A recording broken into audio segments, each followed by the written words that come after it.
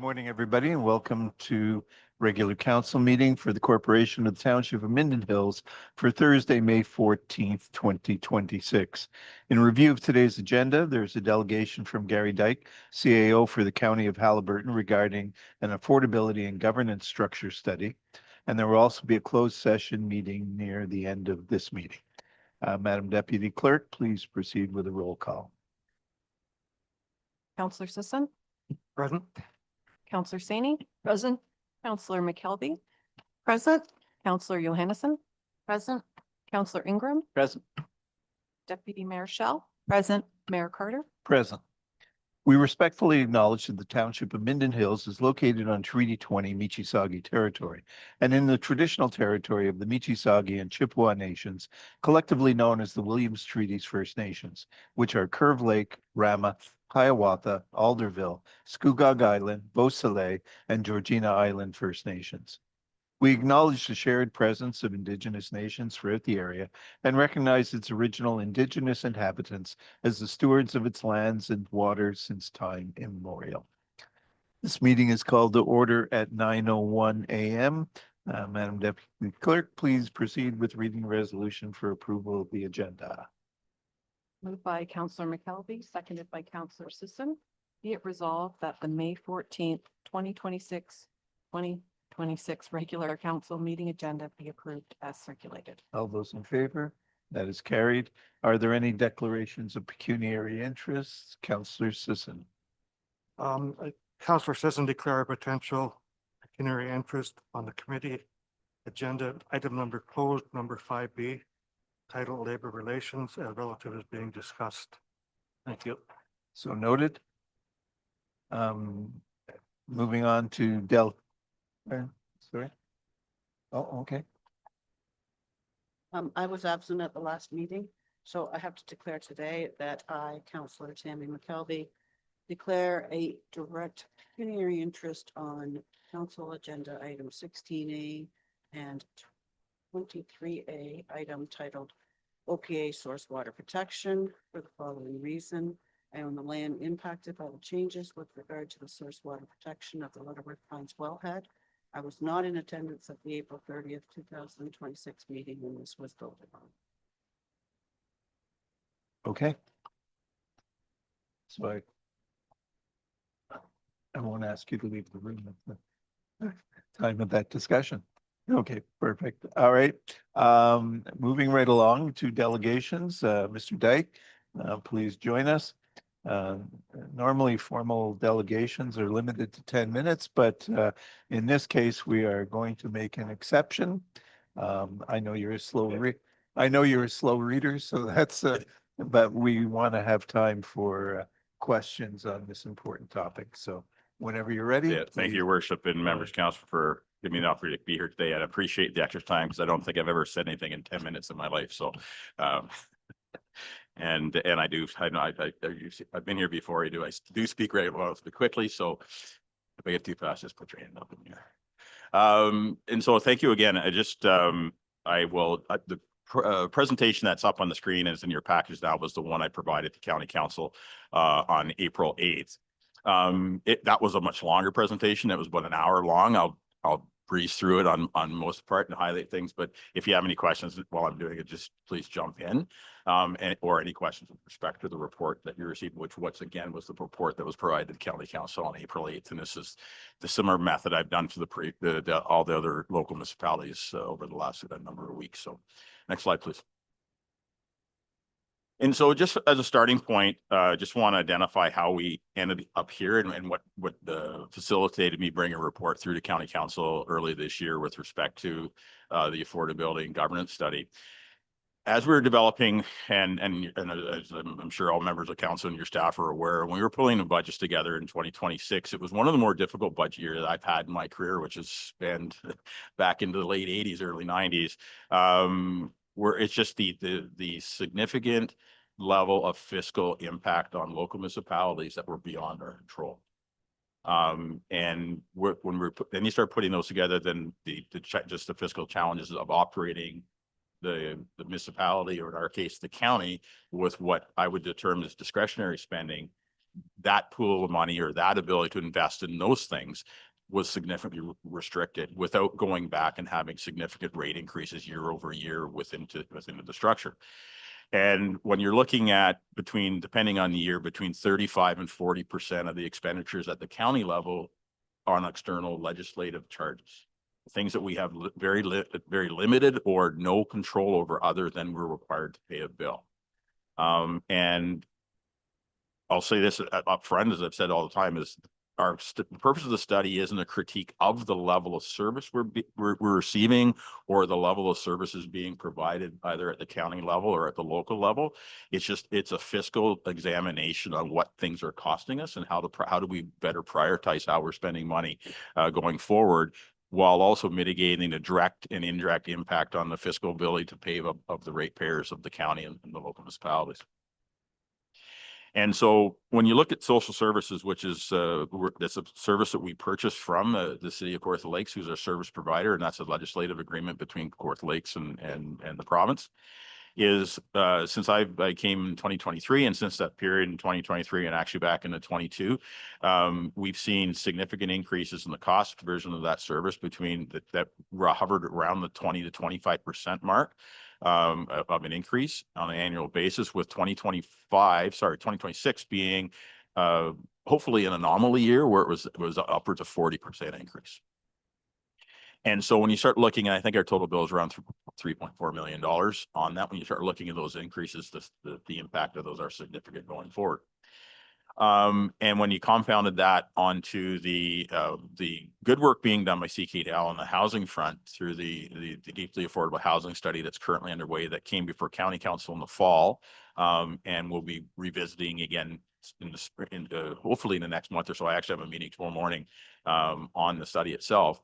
When they're looking at the ability to provide the vulnerable sector housing and assisted housing across the area over a 10-year period, the study identifies a commitment from Haliburton County of $38.9 million and over a 10-year period.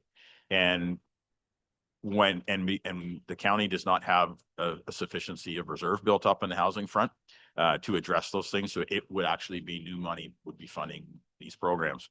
And to exacerbate the impact of that going forward is within the plan, and it's understandable. It's a good plan in this sense.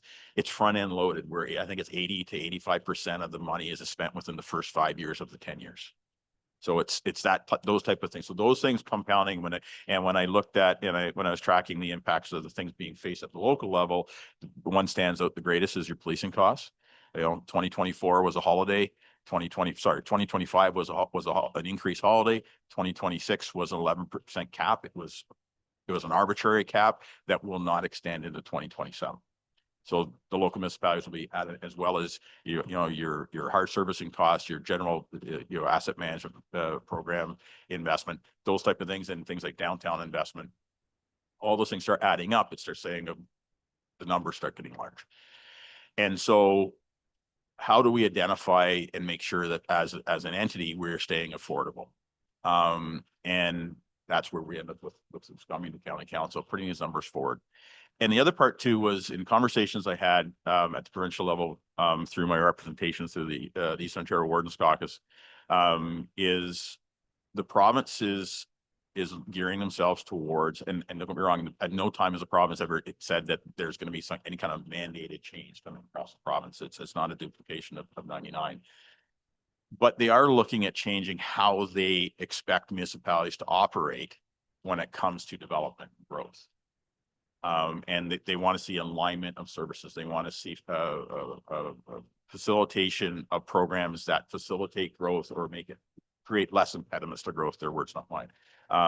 And how does that fit in going forward when we're dealing with our asset management plan and seeking funding going forward? So all those things came to being. And so how do we align ourselves going forward? Because there are a number of gaps that exist within the fiscal agreement between the province and municipalities in Ontario. Ontario is the only jurisdiction in Canada that requires the municipalities to pay for housing. Ontario is the only jurisdiction in Canada that requires the municipalities to have any payments into healthcare. And the list goes on.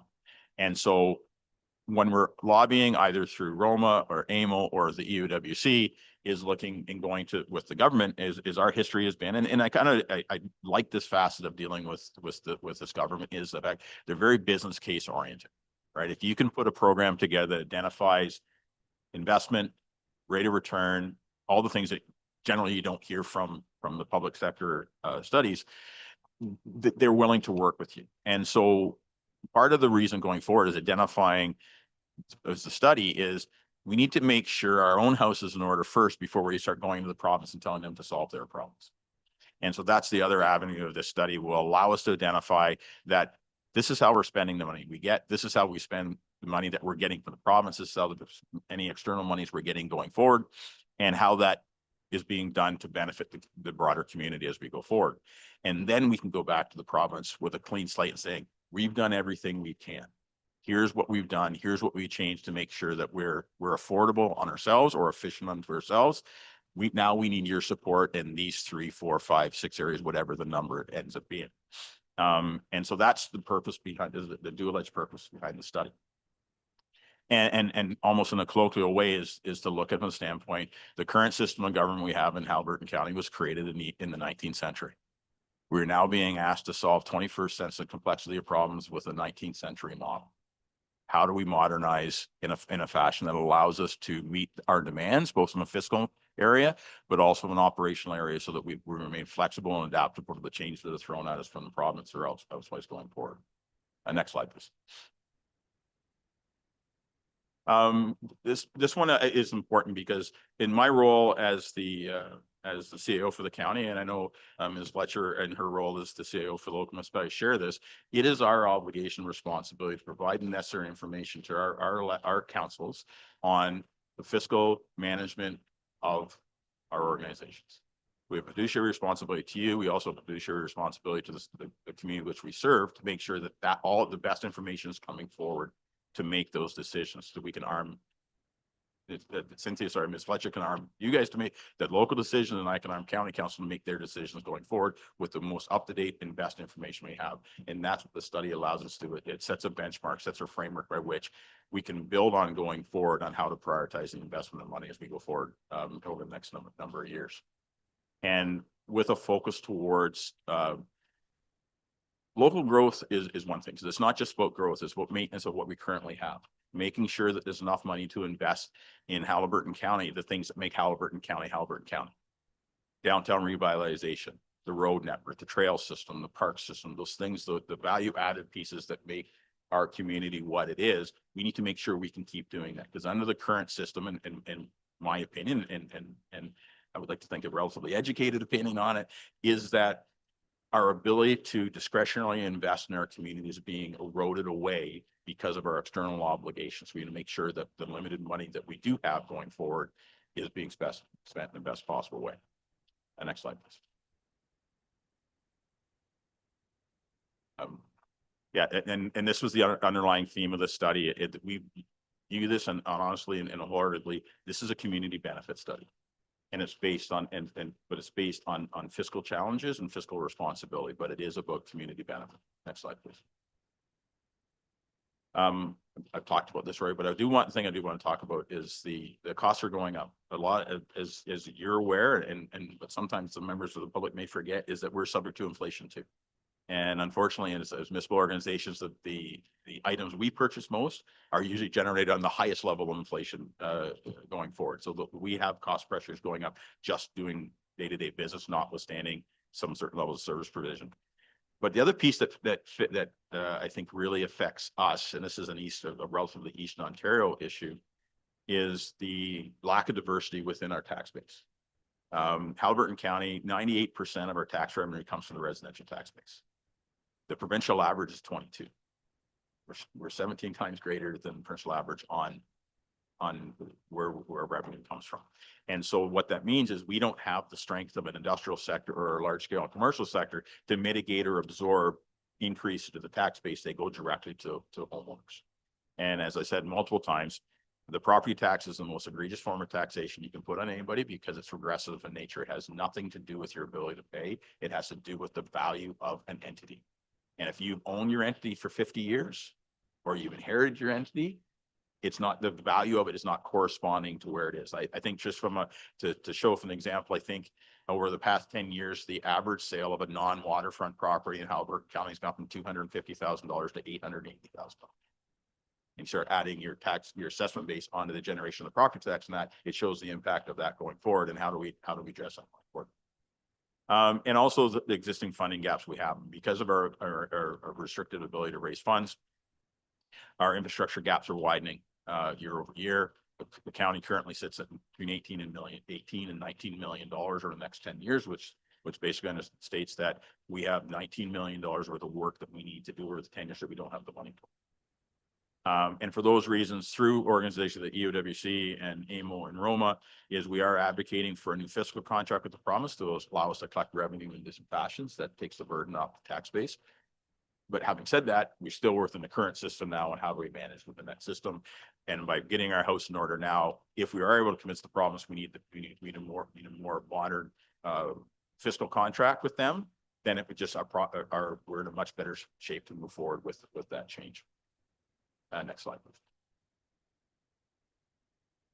I talked about most of this already, but the second box, I think, is the most important piece, is creating the affordability to the ratepayers and businesses within Haliburton County. There was a very good presentation at County Council yesterday from our auditor, where at our request, they actually did an affordability analysis for us as part of the budget. And it's a graphic that we will use going forward, where it identifies the relationship between income and taxation, and how that places you in affordability quotient as you go forward. So you can actually have a quantitative metrics you can use going forward. Are you staying affordable within the construct of the social economic demographic of the community? Next slide, please. And as I mentioned before, this is accountability. This is us stepping forward. This is us exercising our responsibilities to ourselves, our community, but also to the province, that we are spending our money and investing our money in the most efficient way and the most impactful way possible. And also with respect to is, what are our options going forward? And understanding what those options are, and what each of them means, what each one of the options would mean to the desired goal from the affordability quote and the value added piece to the program moving forward. Next slide, please. Again, this is property assessment, reassessment. Again, it hasn't happened for 10 years. It's had been a significant impact on us. And a lot of the general perception is that, well, they haven't reassessed, so that's great because my assessments have gone up, but it actually is a negative, because by sitting on a 2016 rate, we're actually having to ask for a higher percentage of revenue from municipalities, as opposed to when the assessment it was at its current level. And to add to that, it actually has a disproportionate negative impact on the lower social economic groups within your community. So the people that can afford it the least are actually having to pay a disproportionately high rate than the people that are on the upper end of the social economic spectrum. So that's a balancing piece the province does need to address. In meetings with Minister Flack on Monday, the province is looking at it, but as you can appreciate, it's been a long time. And so the rollout of that will be an interesting one as to how it's on the usual 4-year cycle. I'm not sure how they're going to implement this 10-year gap going forward, but the positive news is they are looking at it and they are looking to address it. And lastly, infrastructure model funding, it's unpredictable and insufficient.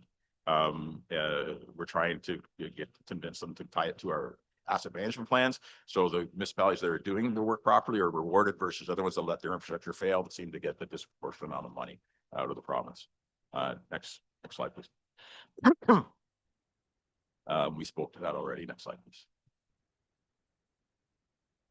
Yeah, and just one piece on that one is from a countywide basis, and this is the unique nature of areas like ourselves, is that the average after-tax income in Haliburton County is $66,000, which is, I believe, is one of the lowest in the province. And we have a 21,000 permanent population base, yet we're having to plan infrastructure on a 44,000 population base because of the influx of tourism going forward. So we're drawing revenue off 21,000 people and spending it based on 44,000. So it's another thing we need to address as well. Next slide. We spoke to that already. I just want to reference the looking at pressures going forward, because we're not looking to plan for 2027, we're looking to plan for 2037. What are the impact on things like paramedic services? We had a presentation at County Council yesterday. Our facilities in the state, we're looking at hundreds of thousands of dollars, millions of dollars investment in that area going forward. Emergency management, as just the flood and the ice storm going forward, is there's in other municipalities in Ontario are facing the same thing, is there is a significant need for greater investment into emergency management planning and infrastructure to support emergencies going forward. Again, which is funding that we currently don't carry within our respective budgets. Next slide, please. I've spoken to these already. I'll use the healthy as an example, and this is the one piece with the creation of the new Lakelands Health Unit.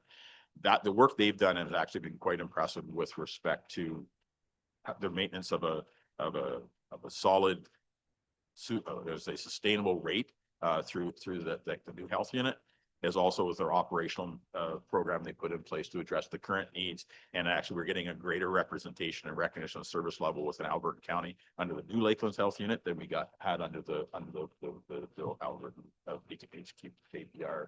I always forget the full piece of an acronym going forward. So that's a good example how things went forward. I'm going to speak to the health unit model later on to go forward.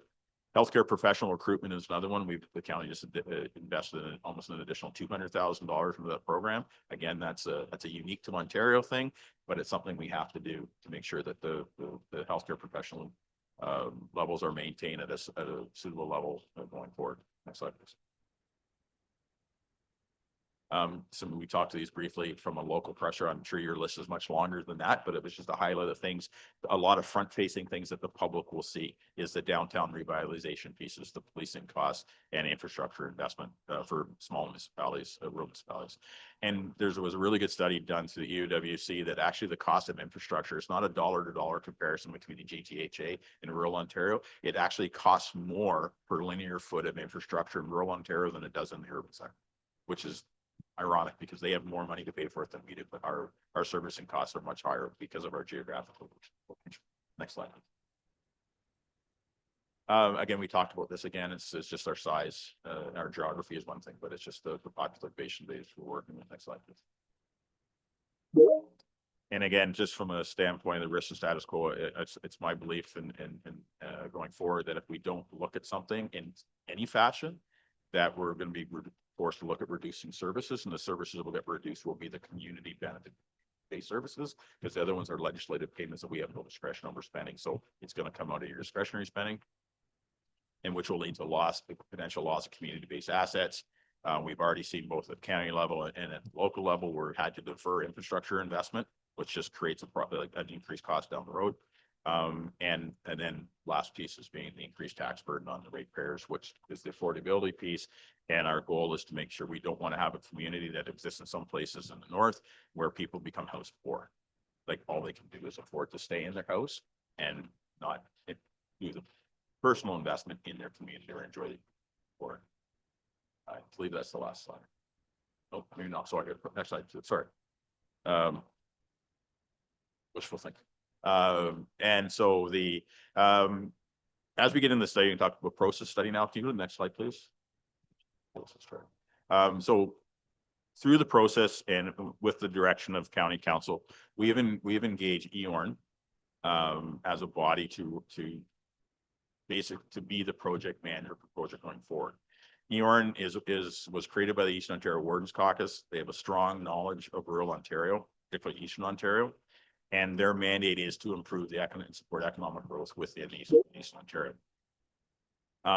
EORN, I think the strength of this partnership we have with EORN going forward is, yes, EORN is an entity with regard to project management piece, and you're all familiar with EORN through broadband and cell gap programs that have come into Alberta County. But it's the subject matter experts that are being brought in to support EORN's efforts are the value to this program going forward. The two principals going forward are Jim Pine, who I believe has spoken to your council before, and full disclosure, Jim Pine hired me twice in two different municipalities. So it's, is that, and an important part about Jim's involvement, very strong ties into the province on a number of fronts, but also when I worked for Mr. Pine in Quinte West, the formation of Quinte West in 1999, he led that transition program there. And it was one of the most successful of the 99 amalgamation. It was one of the most fiscally and operationally successful amalgamations in Ontario at the time.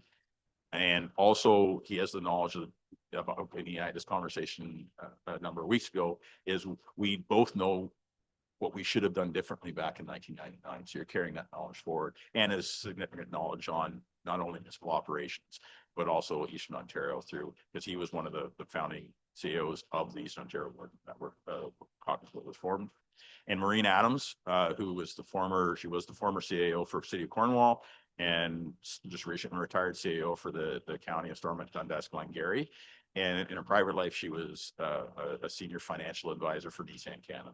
So you're bringing in significant financial expertise, significant municipal operation expertise, involvement in the province, and also Jen Stover from the County of Peterborough is providing support on the analysis, the fiscal analysis, and Jen's an outstanding CFO in the municipal realm and doing the analysis on our money going forward. So those are and also Red Brick Communications is carrying through the communications piece we have going forward, and they have a vast knowledge of the county, but also Eastern Ontario as well. So EORN is the vehicle by which going forward, but it's the component parts of our relationship that strengthen our program going forward. Next slide, please. This is the most important part, because I've referenced a couple of times what happened in 1999, and one of the problems. We remember 1999 is when it went through. It was an interesting time. It was a mandated change piece, but what happened was there was almost zero public involvement and almost zero internal involvement at the staff level, at the council level, and primarily at the public level. It was very high level piece, and it was, this is what's going to happen, which caused some issues down the end. This program we've undertaken now is the reverse of that. We've already I've spoken with the local CEOs yesterday and outlined the basic timing for the engagement program as a formal engagement communication plan that's going forward. There will be structured engagement sessions there's a separate engagement session for the 5 CEOs to have a conversation. Each one of the senior management teams of the local municipalities plus the county will have their own session with Mr. Pine and Ms. Adams. Each local council will have a session with both Mr. Pine and Ms. Adams as well as county council. And we've also created, or there will be created, 3 focus groups.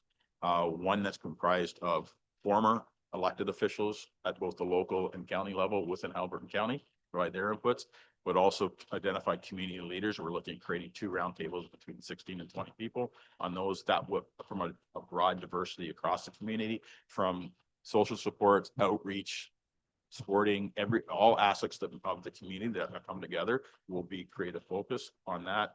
But there's also going to be 4 community town halls created over a 2-day period. There'll be 2 afternoon sessions, 2 evening sessions that will allow just members of the public come and speak to Mr. Pine and Ms. Adams with respect to the project, where it's going and what the event is. And there will be a 5th community piece, which is a virtual town hall will be held for everybody with registrations and like an actual formal, almost webinar style town hall.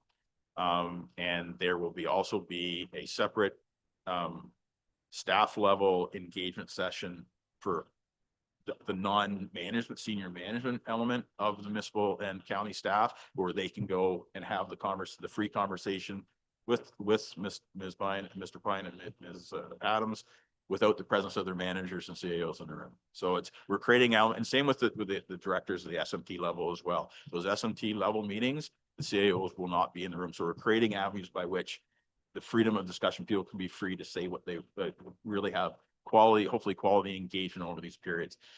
So I know there was some criticism over the time frame with which we're doing this over the 90 days, but I think with the robustness of the engagement, I think we're going to address that, but also to understand the 90 days is that a large chunk of what would have been the heavy environmental scan lifting was done in 2022. When the extensive service delivery review program was done by Strategy Corp on behalf of the county and local municipalities, that data is still relevant now with some minor changes that have happened in the intervening 4 or 5 years, but the bulk of that baseline data is still relevant, which allowed us to have a much shorter process. And it's a really solid piece now with the sharing of local data and now it can be aggregated and identified by a third party. So you were verifying our data on a third party basis, which is always good. And there are regular touch points that have been established during this 90 days. Slide, please. As I mentioned before, the level of community involvement, this is key. I did forget to mention that we will be putting physical copies of the documentation in the libraries and the post office so people can access them. We're using the library as a community hub resource to allow people, there will be information there and people can be directed to our website. There's a portal being being developed for an internal piece. There's also an app software, I forget the name now, that will be used for the public engagement. So we're giving in-person, online, and a series of different ways for people to engage going forward. And your CAO will be receiving probably today, hopefully, a letter from EORN that is actually outlining the details of the engagement program as it applies to the community, plus also the local municipalities. That you should be receiving that today, if not today, tomorrow. Next slide, please. As we start, the study has begun. I think as of today, all 4 municipalities, local municipalities plus the county, have provided all the financial data and operational data into the portal through EORN. So that's completed today, and a lot of the financial data had currently existed. So the work is being done on the data analysis right now, and now we're into the public engagement piece, which we're looking at. I think that by the end of next week, the letters will go out to the focus groups. The notices will be going out to the advertised town halls. That information will start getting into the public realm over the next week or so. As mandated by county council, our target is to complete the study completed by the last week of July. This is important, as you're all aware, is that's 3 weeks remaining in the nomination period for the upcoming election in October. And so that information will be available to everybody in its current form that wants to use it or use as part of deciding to run, who to vote for, or just from an informational standpoint. We also are working on now doing some planning with respect to creating education information sessions during that period, the time in which haven't landed on yet, where yes, the study will be released the first week of August, but then there'll be other opportunities for people to come digest what will be a lot of information, and come to another session or sessions to ask questions about what does this mean, right? So the findings of the report, there'll be an opportunity for public, council, and others to ask questions about any question they have regarding the results of the study. I've been given the mandate again from county council is that as we go forward, the first order of business for the newly elected council, which will in all intents and purposes be in January 2027, will be to reintroduce the study to county council for their directions of how, if to proceed going forward. As we've mentioned before, publicly on many occasions, there is no expectation of any form of decision by the current sitting councils on the findings of the study. It was just a receipt and publicly release. And also the EORN has been instructed, we don't want identification of a preferred option. Unlike a traditional study being done, you'd request the consultant to use their expertise to identify a preferred option going forward. Their mandate stops at the water's edge saying, here are the options that we have identified for you to consider, with background data, support data for each option, pros, cons, difference. But the identification of the preferred way to go forward is at the next stage of the process. And I think that's covers the slide deck, Your Worship, and I'll entertain any questions.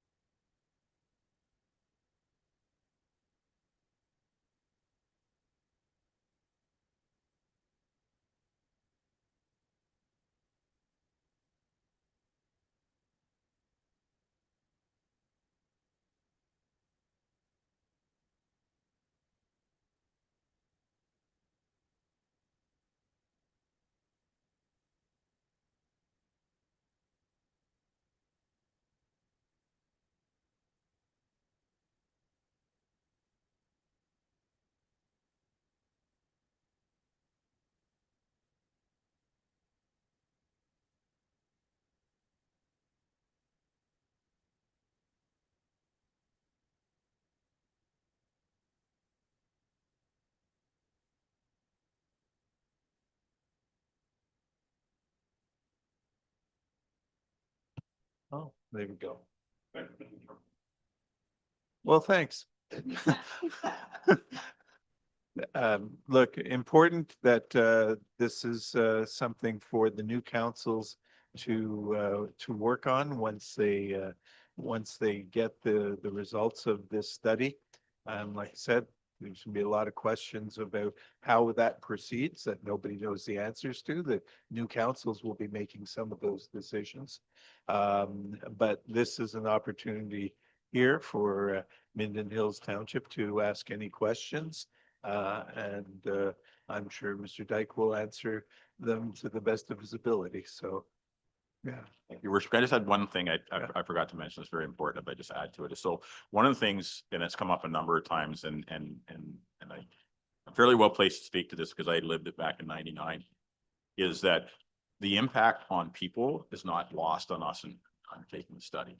The empathy we have for the staff members, I'm a staff member as well, going forward is something we recognize, and it's being built into the program. I have forwarded on to Ms. Fletcher earlier, the program by which the county is engaging to support staff during these periods, because we talk at length about how quick this process is. However, as an employee of the county or council members as well, is there will be no decision for 9 to 10 months, right? In making sure all the aspects of the questions that may happen and the supports required at the staff level, that's being built into the program. Something else that was woefully missing in 1999. But so I thought it was important where that change management element of things hasn't been lost on the program before.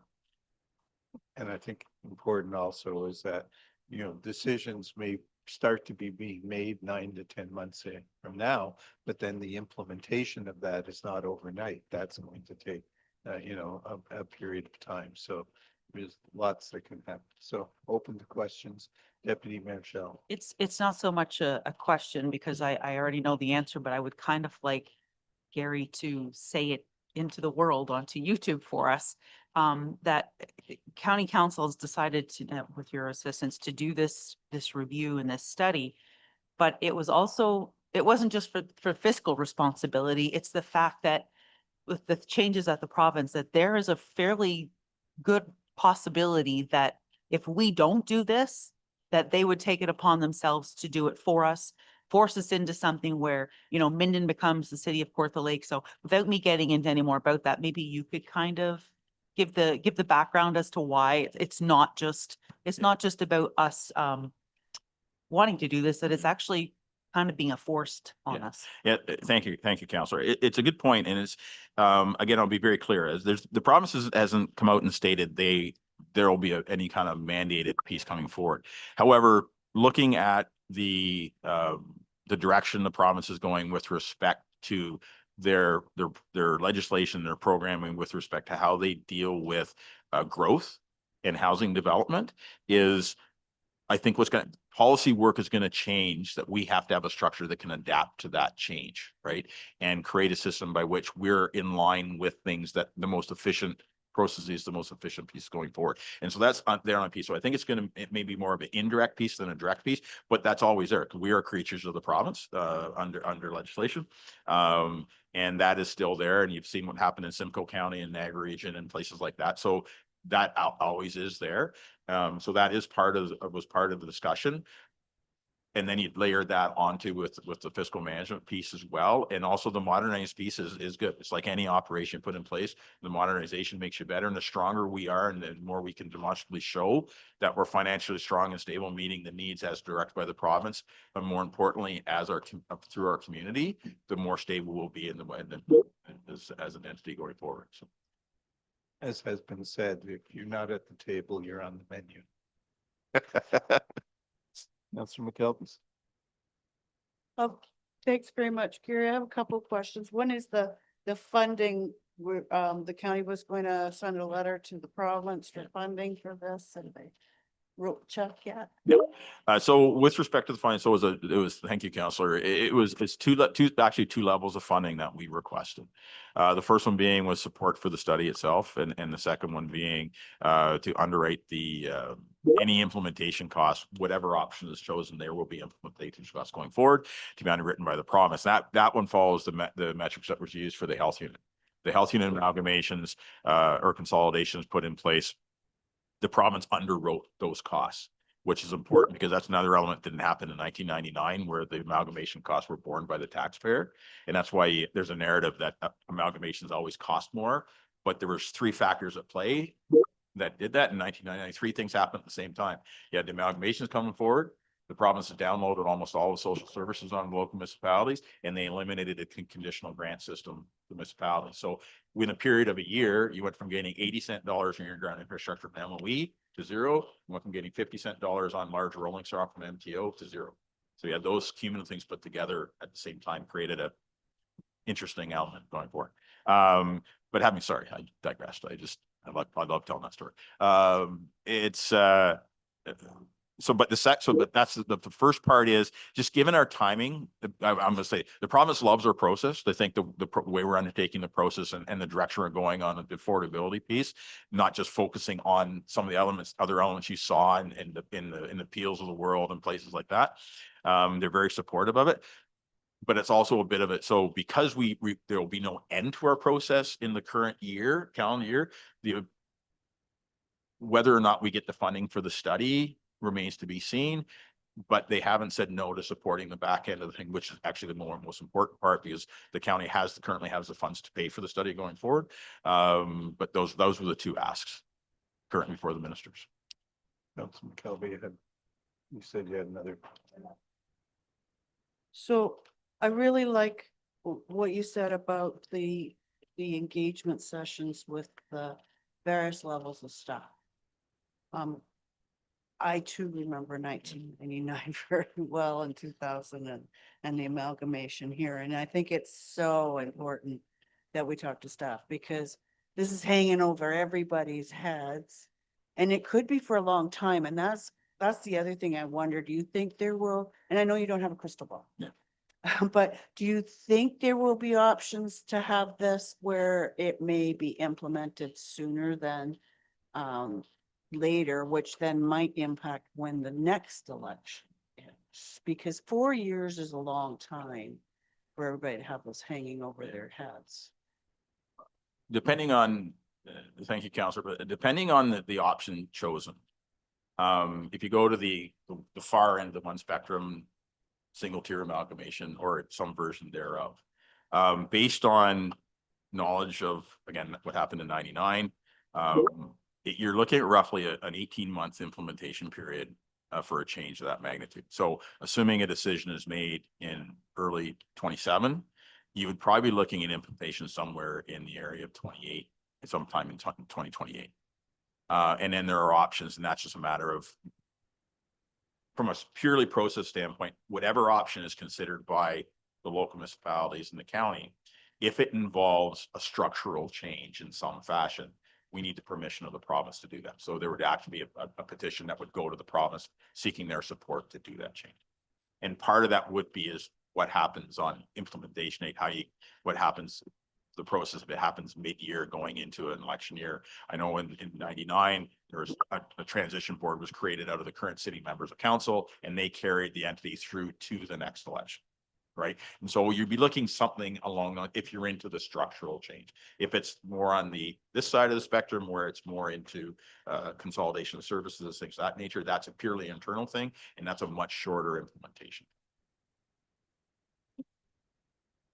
Go ahead. Okay, so one of the things you mentioned was focus groups of former members of council. Can you just elaborate on that? So we've identified a number of a long list of former elected officials, none of them currently holding office of any kind. Or intending to? Well, I think that would be, that's a good point. And we hadn't thought of that, right? That would kind of be a caveat to the invitation to sit, is that you're currently not a member of a council, but nor are you intending to file papers into the upcoming election. And take that list and through conversations with people that have been around for obviously much longer than I, with knowledge of the county, and populate that group, hoping 6 to 8 people to receive inputs and create and create the diversity across. So it's people that have sat on each one of the councils, have sat at the county table as well. So it's trying to create that diversity. And so that's how that is going to be, is going to be brought. Deputy Mayor Shell, sorry. Not everybody likes what I would like to see happen here. I would like to see this be a referendum. I understand that staff and council members need to make the decision, but I really think that the community needs to have a voice in this as well, especially when we're talking, over 20,000 people. Is this something that's being considered or could be considered? I guess, yeah, all options are on the table. I mean, that would be for the upcoming council to do it. The problems operationally with referendums and the structure in Ontario is they're almost impossible to move things forward because they put unrealistic burdens on numbers, 50% voter turnout, blah, blah, like things that we never achieved. But I think, and that's also the reason I think county council, of which Councillor, you were part of the discussion as well, made a very wise decision in the time it was a study. So you're going to get an indirect referendum on the findings of the study because we're giving that amount of time for people to make a decision on run, don't run, but also the electorate between the first week of August to the 26th of October is now they have an opportunity to ask questions on that data. Hopefully we will be able to address some of the aspects of impact of any one of the decisions going forward. So you're creating an educated electorate going into the election. So I think you're getting the effects of a referendum without actually having a referendum. Councillor Sisson. Going back to Deputy Mayor Shell's response about, is there any guarantee will still be Halliburton County, or will it be Muskoka or North Lakes and be involved? This is just my opinion. I think by taking just the reception we've received in the minister's office and the province, where how impressed they are that we have taken this progressive step forward, particularly in election year, that we're showing we understand what we need to do, understanding what our responsibilities are. So I think as long as we remain progressive in what we do forward, I think we will maintain, be in control of our own destiny. I don't want to use a trite term, but I think that gives the opportunity, that's the strengthening of that because of the process we're undertaking. Councillor Saney. Yes, many thoughts on this. So thank you for such a comprehensive review of this. I'm really pleased that there's going to be community consultations everywhere on this. I think that's not a referendum, but at least people are going to have a chance to voice some of the fears or considerations that we need to take. And I think they're going to bring some new perspectives that maybe the organizing group, Bjorn, hasn't thought of. So I'm really pleased to see that there's going to be that kind of communication there. I'm wondering if this would also be a time to address things like new housing formulas. I think and I'm pleased to see Red Brick is there because they're so good at explaining sometimes very complicated issues in a way that sets out and shows how important and the pros and cons of things. And so that's exciting. But I wonder if, once again, if there's new housing formulas that are possible that might come out of this. Maybe it's a little bit of a push in another direction towards when we amalgamate how we support housing in the long run. Because we have a formula right now that is not working. And you know that, if we all know that, we keep taking from people who are managing their homes, raising their taxes, which also helps people then have lost their homes because they can't afford the taxes. Right? So that circular is just never going to work. If we can get back to things like, for example, when the federal government was involved in affordable housing with the 56.1 agreement, where they took a certain 2% interest off the top of those mortgages to help with those people who could not pay the full market rent. But also it added an opportunity for people to have some sense of ownership in that home. So I'm kind of wanting to see more people have a stake in this community, not necessarily through rental, but have that opportunity to have some kind of ownership or co-ownership as well. So I don't know if I'm pushing it too far within this amalgamation. I see people saying, yeah, I see the mayor saying, yeah, I'm pushing it too far, but I think that this is a really important opportunity to introduce and collect that kind of information as well, to come up with another formulas. And in support of this, also recognizing the importance that people have in our identity of our sports teams, and everything else that goes on. I've seen this amalgamation in Highlands East, and have talked to all of those communities there. They all seem to keep their own identities, although they're now considered Highlands East. And so that kind of information and that kind of understanding, you know, between all the social clubs in the different areas, how they all work together or.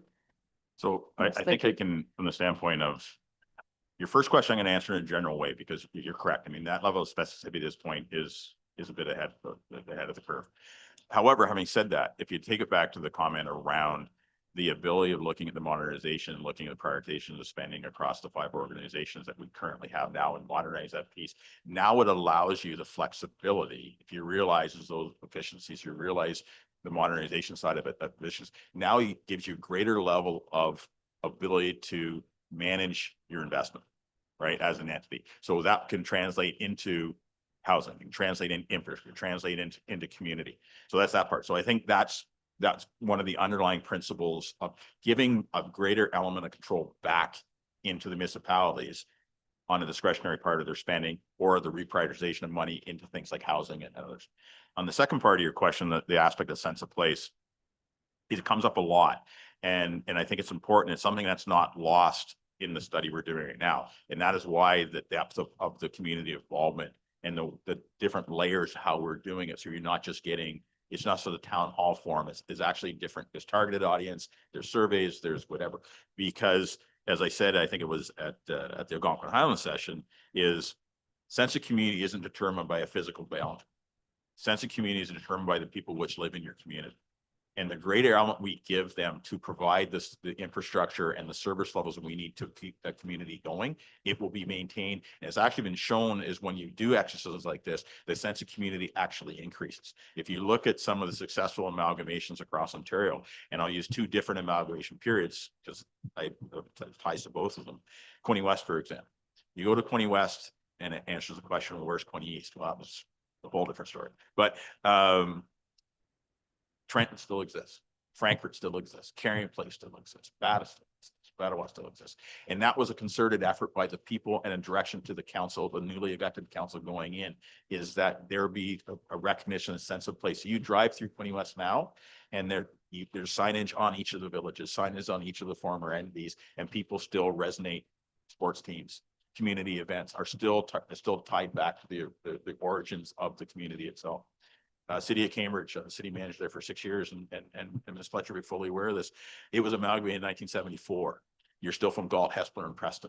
And I remember the 2 funny stories there is when I first moved to Cambridge, one of the first questions asked me, where are you going to move? Where are you going to live? And I said, I'm going to live in Cambridge. No. Where are you going to live? And I said, well, I bought a house in Galt. And they said, it figures. And so that still exists. And I think that the sense of place thing is one of the areas where, to your point, is by having the community involvement, you can maintain and enhance that by creating the capacity within to build the community through whatever options chosen.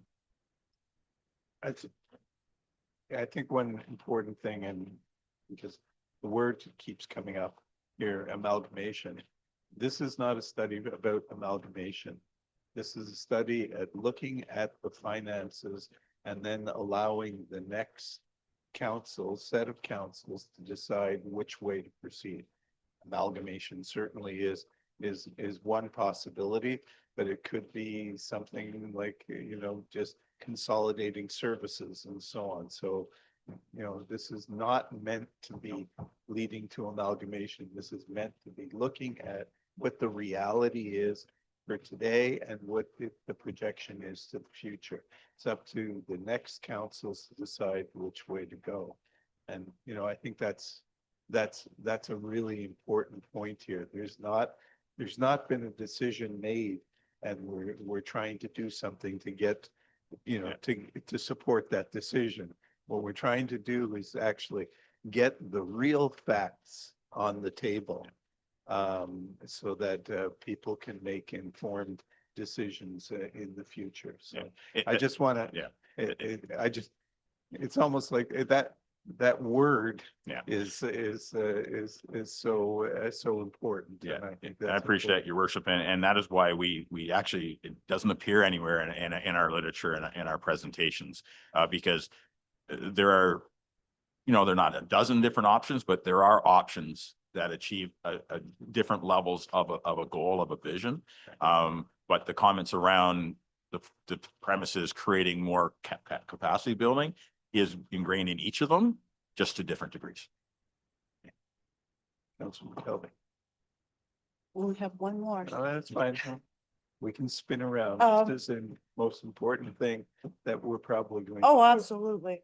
So no matter what happens when the next council makes the decisions on this, there's still this uncertainty.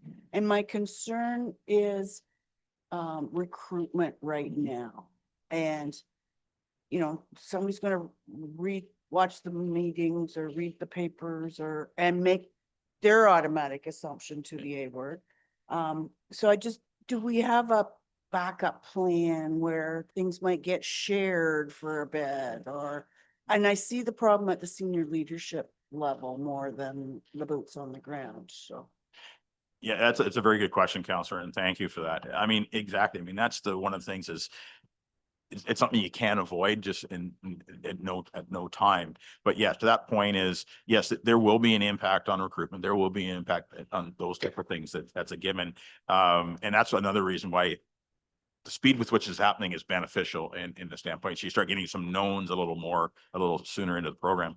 But yes, I mean, that's always an option. I have had some outreach to some of the local municipalities as well, where whether it's the county providing supportive services in any one of the service areas we have, be it administrative, be it operational, that's always an option. Notwithstanding the process itself, that was always an option going forward, built on the premise that was done through the service delivery review back in 2022. But that's something that will be discussion at our biweekly CAO table, and to address any of those issues as they come up. Further questions? Oh, Thank you. You get up easy. You did such a wonderful job. There you I go. think the situation with us being the fifth group, you were well rehearsed. Yes, exactly. A lot of opportunity, and I'm sure some of you have seen the other ones already. So it did benefit that way as well. So Thank you very much, Thank you. Gary. And Thank I think we have a motion.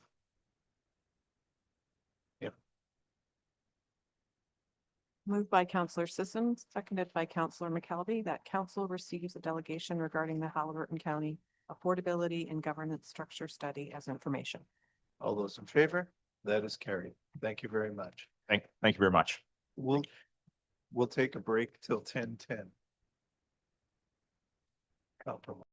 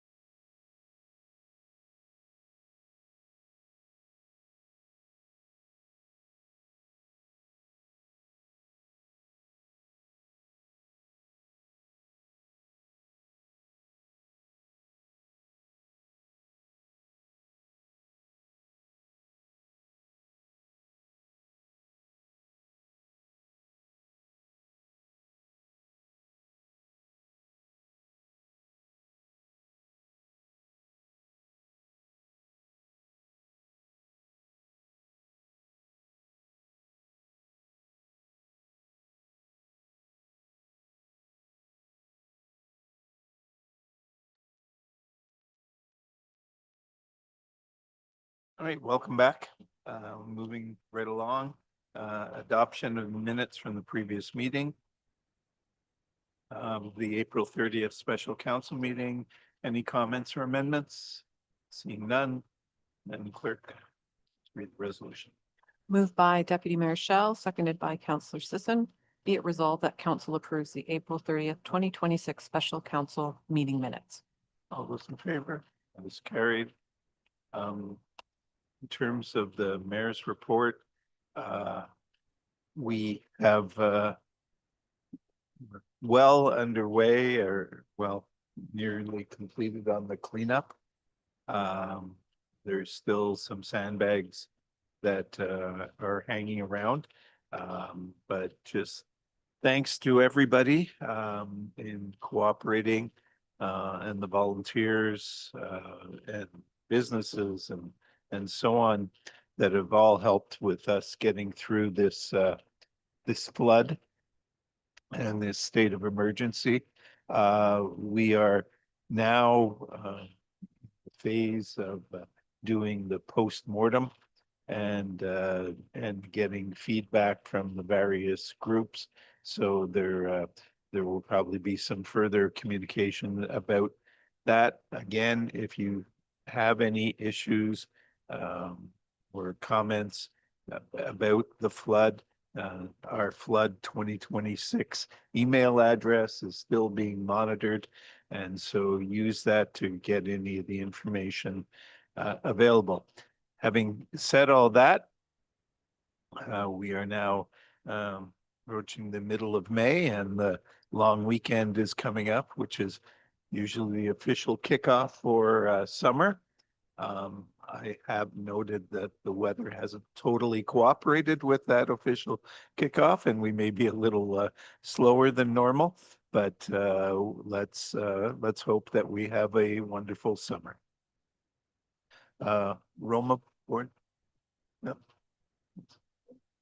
I didn't roll my eyes, I'm turned.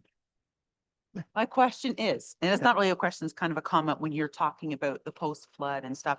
One thing I've seen a lot in the community, and everybody's asking the question, and I know not everybody will email, is with some of this mitigation funding that the provinces is handing out towards disaster relief, et cetera, seeing as how many times we are constantly getting hit with the flood.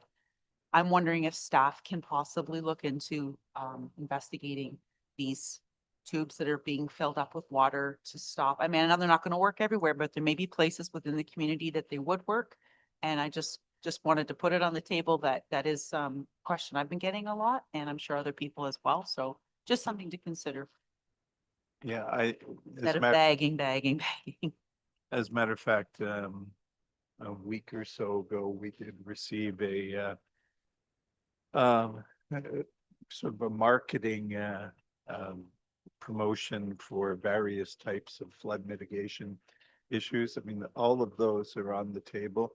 There's also been talk with the Ministry of Emergency Preparedness and Management may have a program to give grants for looking at flood mitigation and preparedness. Having said that, the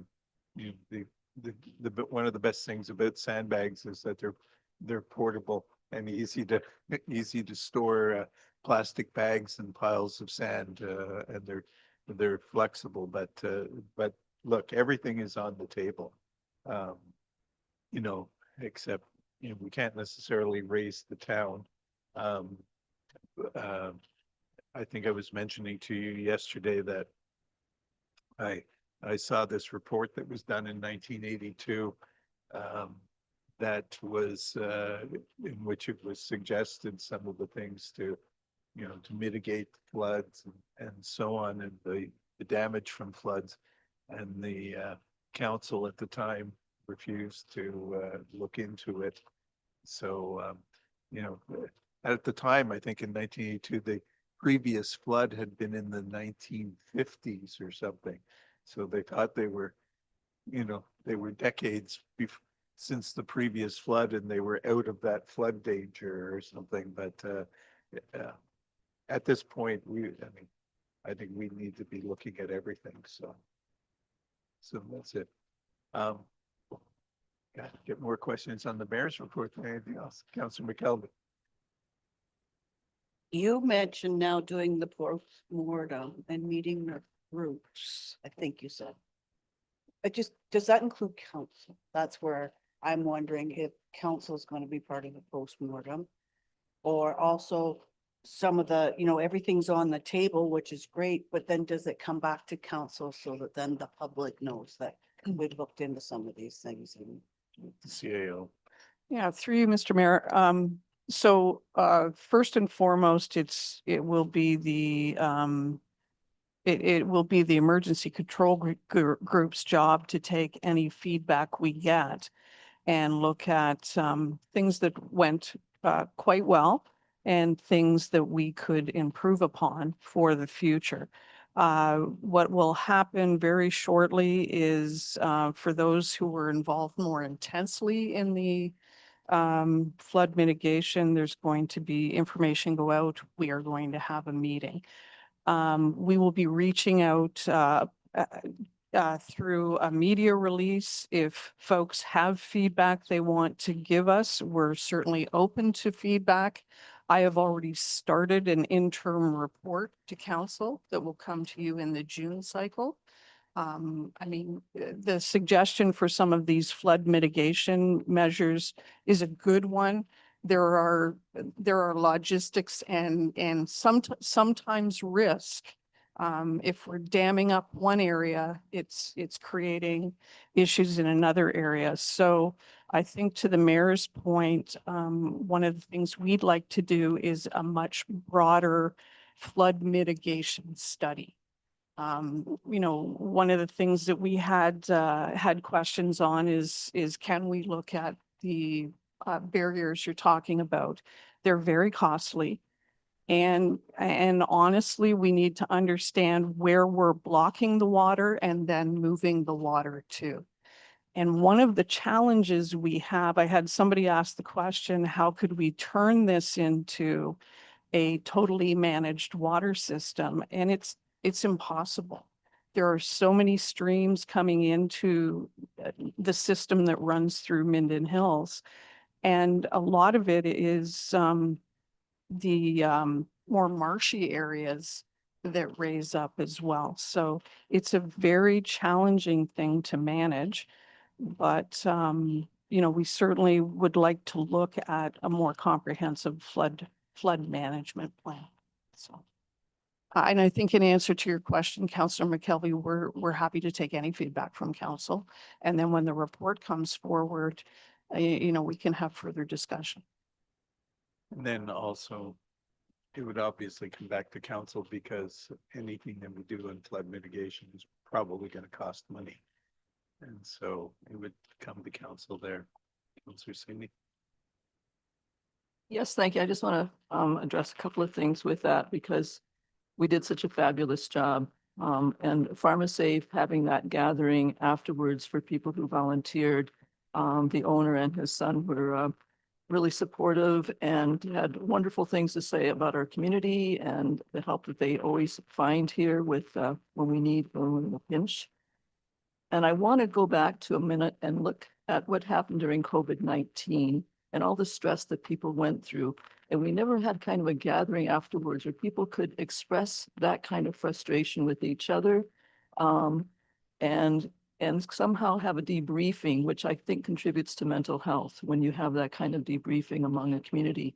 I saw that that was part of what was happening when PharmaSafe offered lunch and people gathering and telling stories, raising questions, that it seemed to me that doing something like that in a more open, for the municipality to do something like that, for the community to come together, have that kind of discussions, have someone there that can explain the gate system for the water coming through, as the mayor said, 3 days to come down to. That's the kind of stuff that if we had a larger community meeting, that people could share their expressions of what they went through, and to also learn a bit more of the technical of what the emergency committee is dealing with, I think would be something we could improve. Every time we go through this, we're improving. So I'd like to see something like that, if you could include that in what we're doing. And the other thing is that we're darn good at this. Unfortunately, we have to get better all the time. I think we should put ourselves up for the JP Marshall Award at AMO. It comes under the last category there. And we are doing a phenomenal job of community service and dealing with this kind of climate change. And I think it would bring to light, one, that we are addressing different changes in climate, but also I'd like to see us as a community be highlighted in terms of the work that our emergency committee did and all the volunteers did, what we learned from it, where we're going forward. So I know that award is coming up. I think it's the 22nd. It's due, if I might be wrong. But I'd like to see if we could put our name forward for the JP Marshall Award that goes to a municipality that's done extraordinary things. So thank you. Can you nominate yourself? Of course we can. Yes. Yes. Just a quick point is that in 2013, we actually did have a town hall with a debriefing in it. The place was packed at the community center. So, and staff spoke and the CEMC and that kind of thing. Yeah, that was excellent. Through you, Mr. Mayor, I think we were taking a little bit of a different approach. We are planning an appreciation event for the community. So putting it under the guise more of, let's thank our community. One of the things for me, I've been doing this for a long time. The community spirit in Minden Hills is second to none. You know, the fact that initially we probably were stumbling a little bit to manage volunteers because we were overwhelmed by the number of volunteers that came out. So we'd like to approach it from a community appreciation event. So there's already a group planning logistics around that. So McKelvey? So I guess I need to go back to my original question. You talk about the debriefing and the collecting the good, bad, the ugly, putting it all together, but is council involved in that? Or, you know, back to what Lisa has said, the public forum that really helped in 2013 so that they know, you know, it's not going to necessarily work the way you think it would have if we buy one of these, and I don't even know what they're called, but, or this or that, all kinds of feedback could be obtained without the need to have to send it in an email. So through you, Mr. Mayor, Council will have the opportunity to weigh in, and we're happy to take information from the public. I think there's going to be some iterative things over the next year as we debrief from this one and then look to prepare for hopefully not 2027 event, but we'll look for opportunities to collect information from our residents. Okay. And that's the mayor's report. So moving on to the Roma board. Yes, not too much to report. So I just want to highlight that the teeny tiny summits are happening, which is the work going on between the Ministry of Rural Affairs and Roma and other municipalities. We had a teeny tiny summit here a few years ago. The next one is going to be on May 26th in Minto or in the community of Clifford. And the next one is going to be on May 28th in Burley Falls. And then, of course, the third one is going to be in Manitowaj, which is just about 12 hours north of here for a nice Sunday drive. And that'll be taking place on June 3rd. What's important about the ones that we're holding now is that we're seeing globally this economic change and it's affecting us. We can see it in our gas prices and everywhere else within our budgets, personal as well as municipal. So Leslie Fournier will be there to discuss some of the ways of dealing with economics in these changing times. And it will be very good, particularly for business owners, to attend and get motivated with each other and how to address these additional costs. So information's online if people want more, or they can also call me. Thank you. Thank you. Correspondence and communications.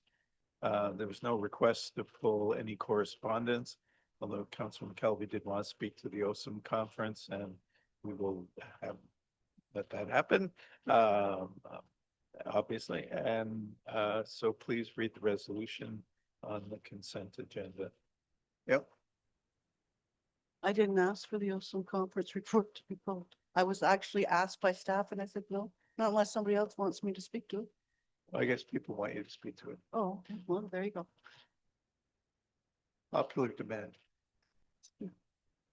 All right, so please read the resolution for the first part. Yep.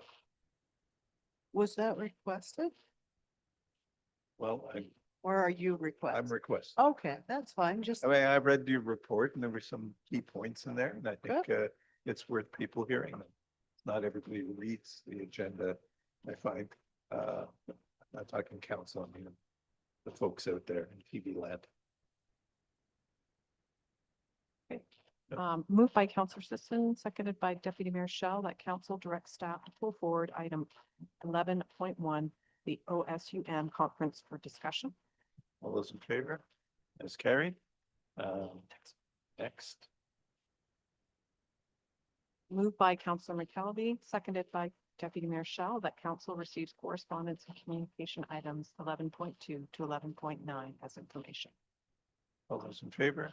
That's carried. No, Councilor McKelvey, and just any of you made about 7 points, I think, in your note, whatever you think would be most relevant for folks to hear about.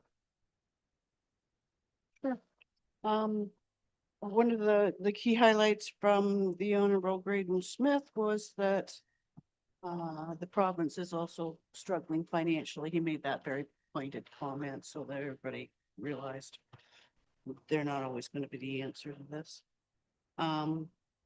AMO is leading a municipal response with regard to OMERS changes, and they indicated over 100 municipalities that submitted resolutions. We are not one of those, and I'm not so sure we shouldn't get on board on this.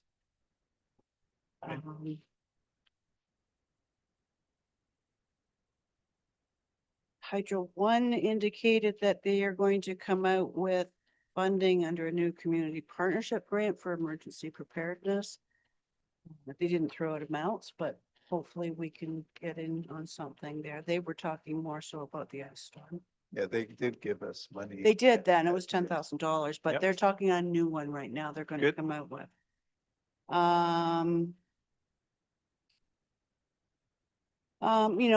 The whole, there was several instances of discussion on the homelessness crisis, and it's not just in cities, and it's not just people couch surfing. They're setting up encampments, and it's happening in rural municipalities as well. The LAS services on the investments and that sort of thing, I did provide Mr. Drinkwalter the information that I picked up for him at that. Mr.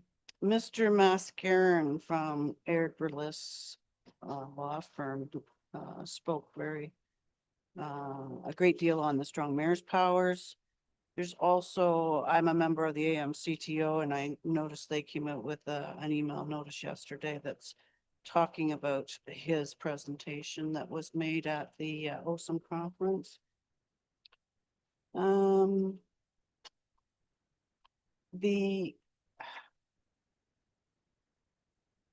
of the things that I said we should consider is that the panelists that were talking about new approaches to pay for growth, and they talked about, putting away money.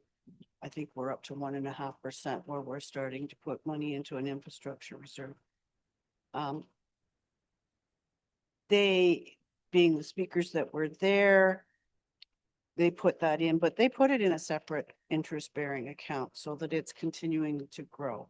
Our asset management plan also indicated that that's what we were going to do, which we don't. So it's something going forward we need to look at, because we're using the funds generated on that towards operating right now. So we need to reconsider that as far as I'm concerned. Talked about delivery service charges as opposed to development charges, because of course the province is taking away a lot of the development charges. And that sort of thing. So, yeah, I'm happy to answer any questions. I thought it was an excellent conference. It's smaller. It's not like your emo or your Roma conferences, so it's a little more user friendly, so to speak. I definitely feel that we should be sending a member. And it obviously probably moves around a bit more than. Yeah, the next one's at Stratford, I believe.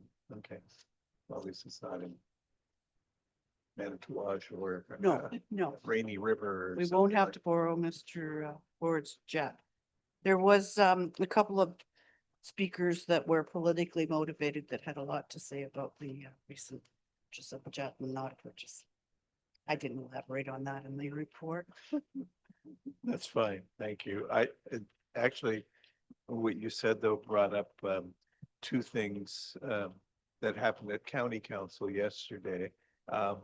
Number one, there was an agreement from the county regarding the 35 units over here, what is called the Gull Lake project by the Gull River.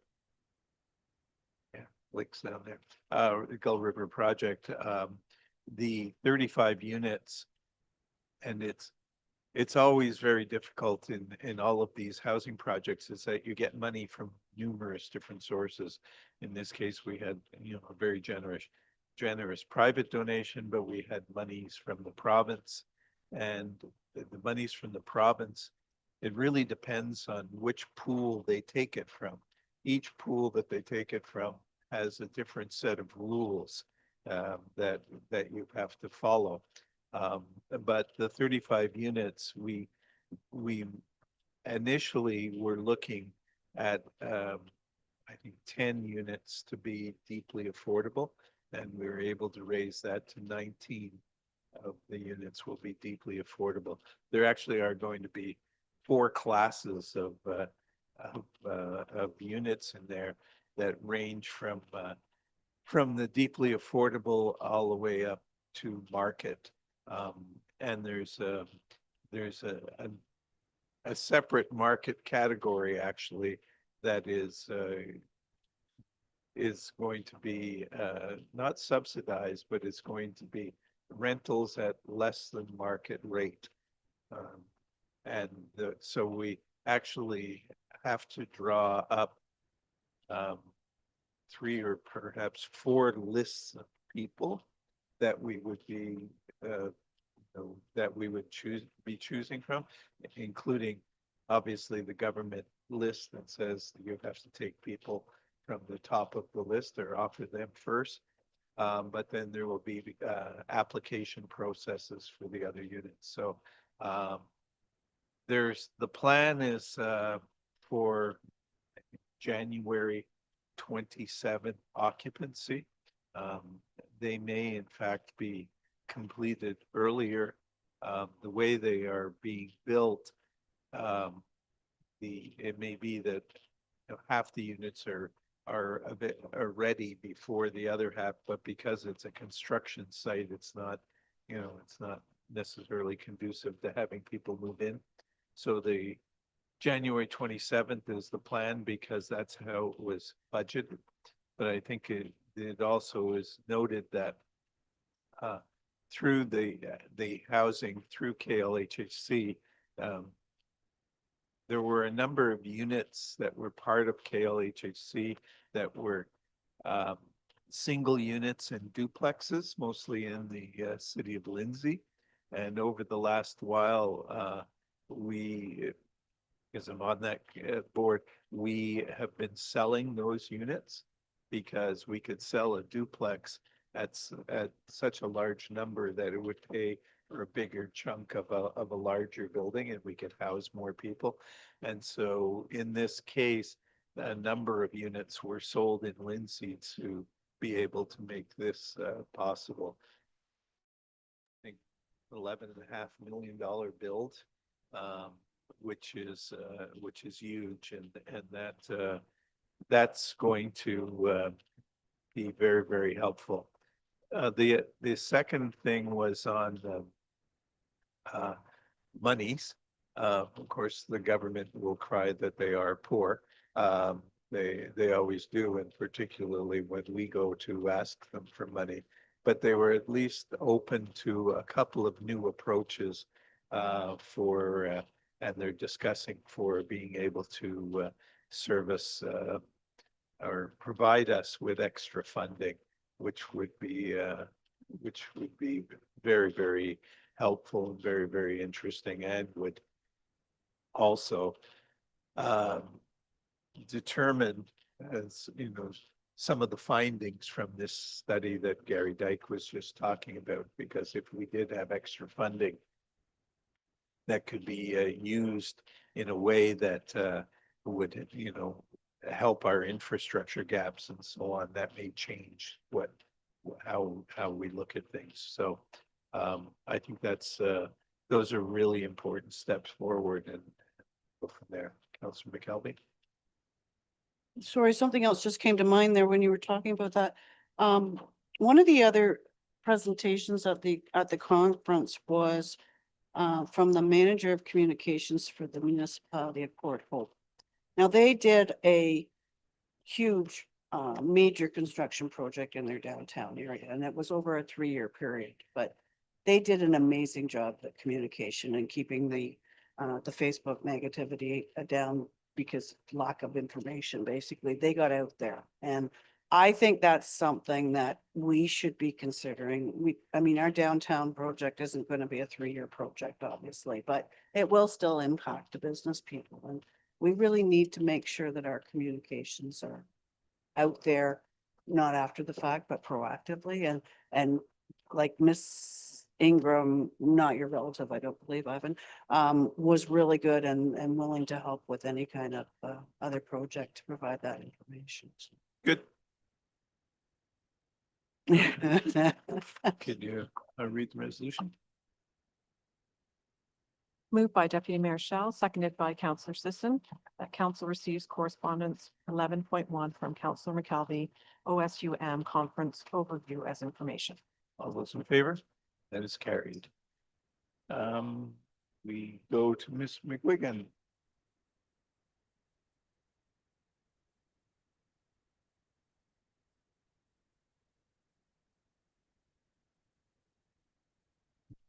Good morning, Mayor and Councils. We have a report 2608, the community for the Minden Hills Cultural Center Advisory Committee March meeting minutes. The committee did review the terms of references, and they have provided their one suggestion to the clerk's office for when the office is reviewing all term of references for the committee. This is one that is included in the suggestions. I'm happy to take any other questions. Any questions? Councilor McKelvey? So there was, sorry, when it came to the terms of reference, so are they actually putting forth a recommendation that we need to deal with, or? Because, you know, they're saying we should be going outside of our municipal boundaries for committee membership. I'm not sure I like that idea. The Minden Hills Township pays for the Minden Hills Cultural Center. I'm not sure that we want to change the mandate on that. Is this a recommendation and we need to decide? Or is this something? What's happening? So through the chair, it's just because of the request was to review the terms of reference. They don't have a recommendation to council because this is just a suggestion for the clerk to look at. We did discuss in the meeting that it is Minden Hills as I overviewed it within. So it's just been passed to the clerks, but it's for when they're doing the terms of reference. It's not a full recommendation to council to support it.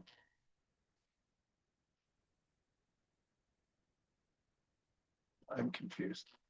So through you, Mr. Mayor, I asked this question as well. It's noted in the minutes because it was a discussion at the committee level, but the committee is not making a formal recommendation on the item. It could be when the terms of reference are reviewed again or revised, but at this point, there's no formal recommendation to council. And council would always approve changes to the terms of reference. Councilor McKelvey. Okay, so I just, it looks, if I'm reading this correctly grammatically, a member wanted this done. So to me, it's not a committee recommendation, nor should it even be in the minutes unless it is a committee recommendation that they want to say. So I'm just putting it out there. Obviously, the council is going to decide what the terms of reference are going to be, but like they should have these discussions and come up with a consensus at their meetings as far as whether they agree or disagree and put forth the recommendations. Right, and that's what I'm saying, is it was noted as a point of discussion, but there is no formal recommendation. Sorry, Councilor Engel. Not related through you, not related actually to these minutes, but the building itself. How you making out there? Cultural Center. A roofing project. Well, I'm here today to discuss the advisory committee meetings. I don't think we Okay. usually go into the project. Okay. Through you, Mr. Mayor, I think things, things are progressing well. We've had no indication of issues. There the other day, there were people climbing all around, so I assume they're making good progress.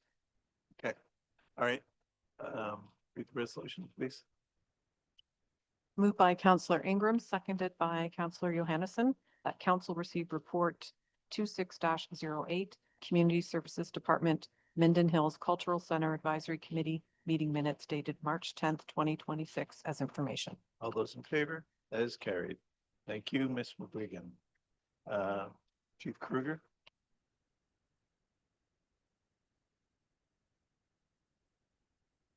Good morning to you, Mr. Chair.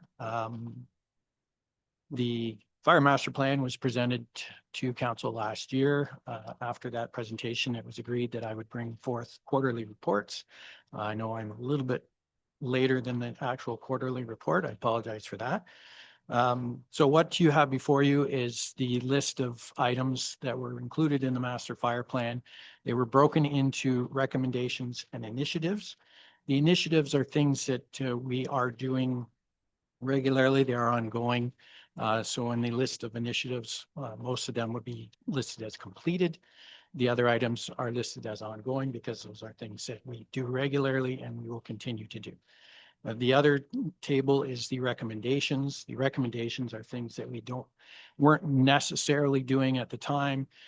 They were recommended that we do some of these, and so we've started working towards completing that list as well.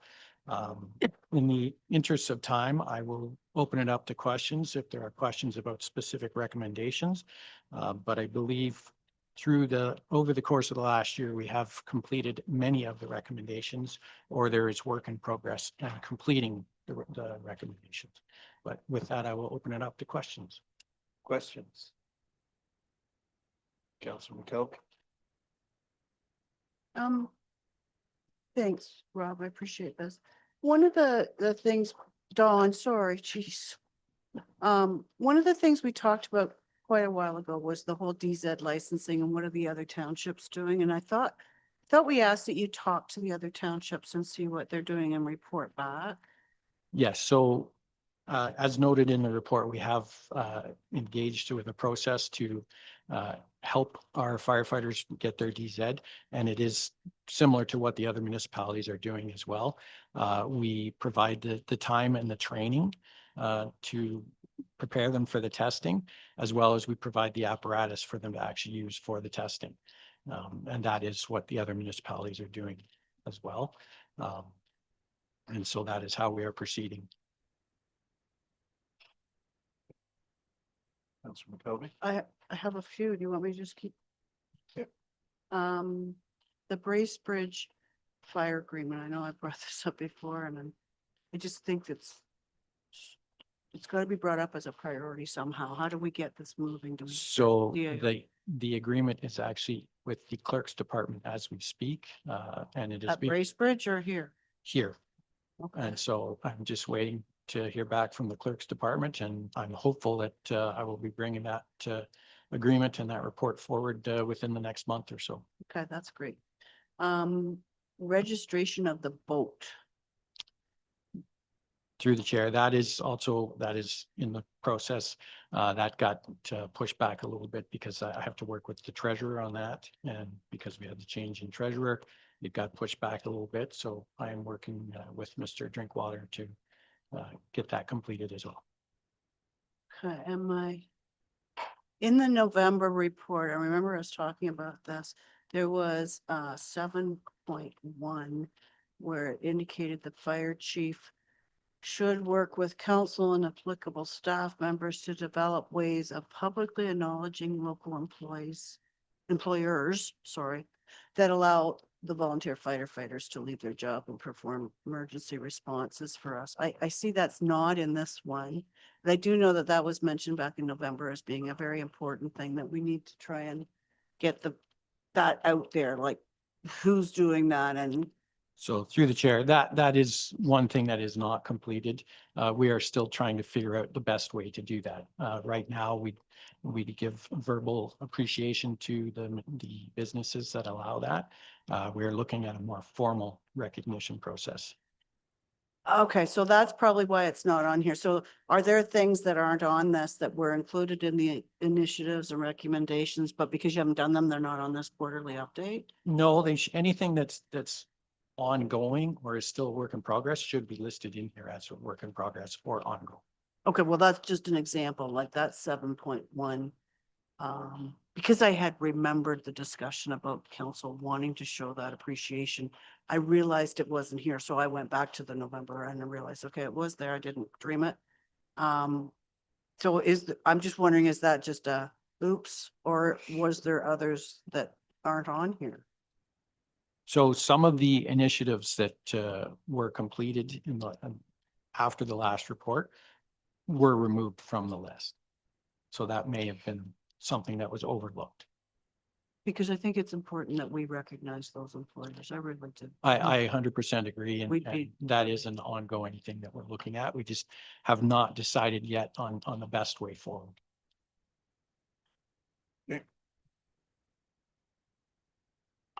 Any other questions? None, please read the resolution. Moved by Counselor Johansson, seconded by Counselor Ingram, that council received report 26-004, Fire Master Plan Quarterly Update as information. All those in favor? That is carried. Thank you, Chief. Doherty?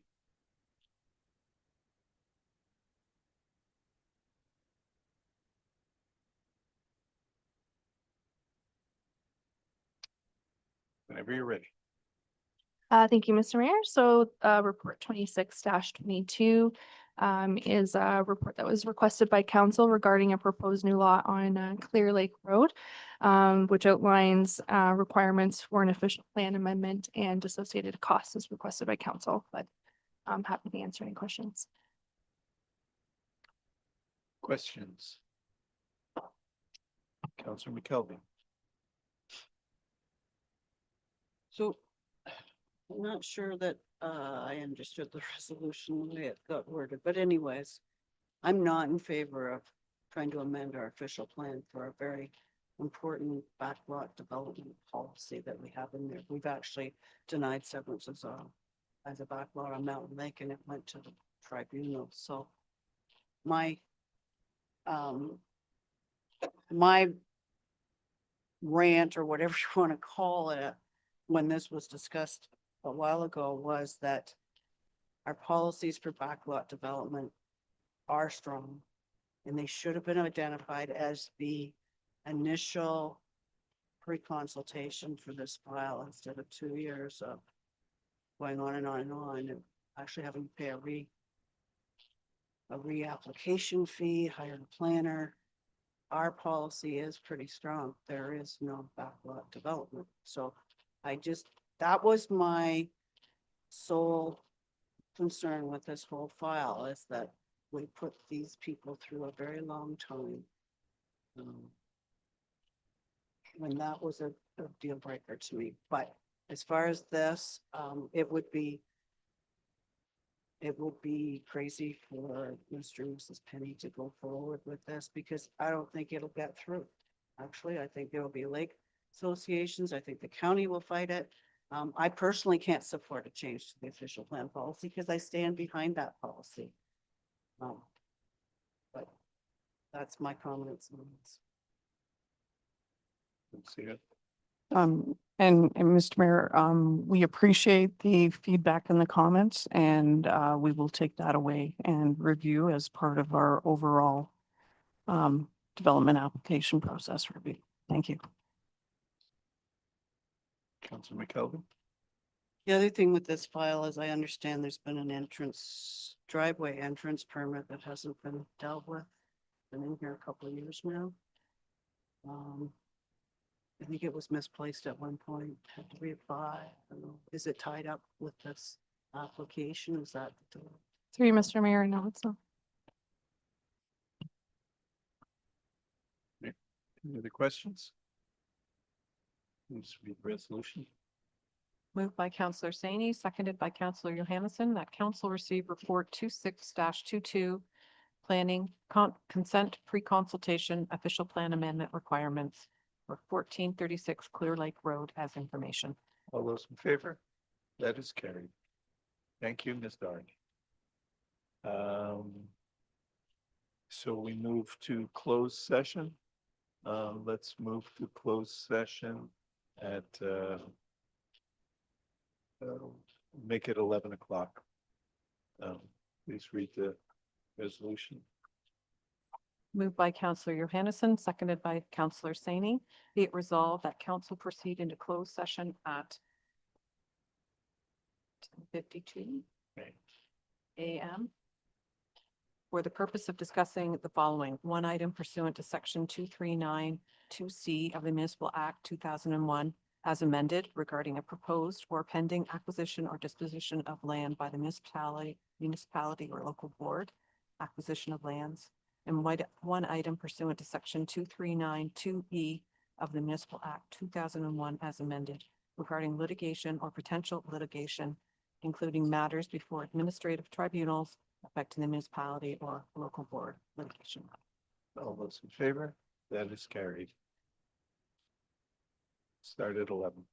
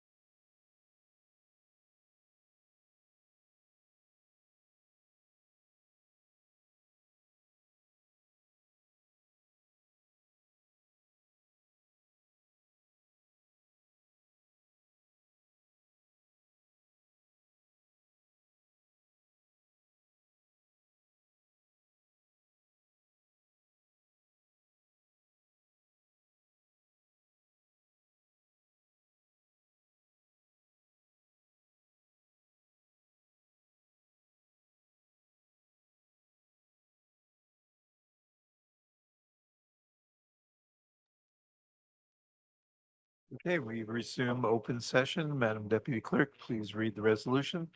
Moved by Counselor Sani, seconded by Counselor Johansson. Be it resolved that closed session adjourned and open session resumes 11:37 a.m. All those in favor? That's carried. Report from closed session. Moved by Counselor Johansson, seconded by Counselor Sani. Be it resolved that the direction given in closed session be approved. All those in favor? That's carried. Bylaw. Please read the resolution. Moved by Deputy Mayor Shell, seconded by Counselor McKelvey. Be it resolved that bylaw 26-46 tax rate be received and read a first time, considered read a second time and third time, and finally passed with the corporate seal affixed. All those in favor? That is carried. Confirming bylaw. Moved by Counselor Sisson, seconded by Counselor McKelvey, that bylaw 26-47, being a bylaw to confirm the proceedings of council held during its meeting of May 14th, 2026, be received and read a first time, considered read a second time and third time, and finally passed with the corporate seal affixed. All those in favor? That is carried. Adjournment. Moved by Counselor Johansson, seconded by Counselor Sani. Be it resolved that the May 14th, 2026 regular council meeting is hereby adjourned at 11:39 a.m. All those in favor? That is carried. Thank you, everybody. Next meeting is scheduled for Thursday, May 28th at 9 a.m. Have a wonderful and enjoyable long weekend and be careful.